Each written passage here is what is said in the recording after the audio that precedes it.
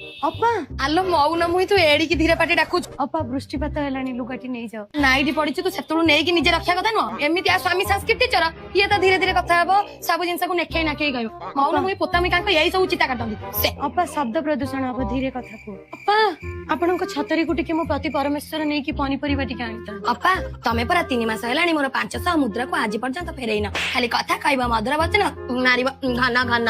ଅପା ଚିତ୍କାର ଜଲ୍ଦି ଯଦି ଅଧିକା କରିବ ମୋର କାନରୁ ରକ୍ତସ୍ରାବ ହବ। ଛତା ବେଣ୍ଟରେ ମାରିକି ତୋ ନାକ ଫଟେଇଦେବି। ବେଶୀ ଗପ ଜାଣିଛୁ। ଓହୋ ଆଲୋ କୁରକୁରି ଖାଉଛୁ? ଦେଖିଆ କଣ ଖାଉଛୁ?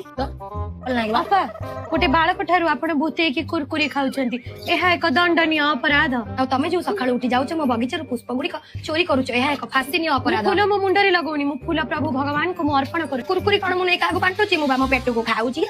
ଯାହା ପଚାରିବି ସେତିକି ଉତ୍ତର ଦବୁ, ନହେଲେ କଥା ଯଦି ଲମ୍ବେଇଥିବୁ ବେକ ସଣ୍ଡାଉତି ବିଧା ପକେଇବି ସିଧା। ଅପା ନାହିଁ, ମୋ ପାଖରେ ଲବଣ ତୈଳ ବସେଇଛି, ମୁଁ ଡାଲି ଭିକ୍ଷା ମାଗୁଛି ତମକୁ। ମାରିବୁ ଗୋଟା ବିଧା, ମରିବୁ ତୁ କାଲି। ଆକୁ ମାରିକି ଦିନେ ମୁଁ ଜେଲ ଯାଇ କହିବି ମୁଁ ଆକୁ ମାରିଛି ମତେ ବାନ୍ଧିକି ନିଅ। ପୁରା ଏମିତି ପଡେଛି ମୋ ପାଖରେ ତୈଳ ଲାବାଣ, ଆଉ କଣ କହୁନୁ ତୁ? ମଉଳ କହୁନୁ।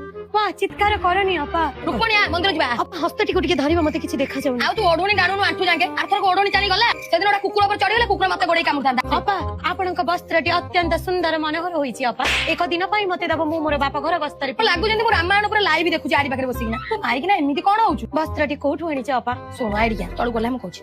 ସ୍ମୃତି ଲଗ୍ନ ହ୍ୟାଣ୍ଡଲୁମ